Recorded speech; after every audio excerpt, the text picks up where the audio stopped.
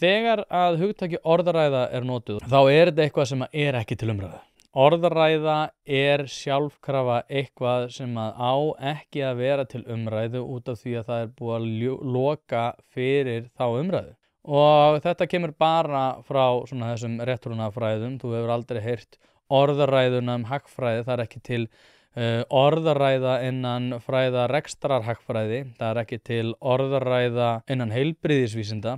Orðræða á bara við félagsvísindi og þetta notað sem hugtak og þetta ákveðið valdahugtak, svolítið eins og ég held að oft á tíðum hán sé, sem að ég að ná valdi á umræðinni án þess að þurfa að takast á við þinn hugmyndafræðilega ágreining. Þakka þér kærlega fyrir að hlusta á þennan stutta bút. Þú getur nálgast þennan þátt og allt efni hlaðvarpsins Ein pæling á pardus.is/ein pæling.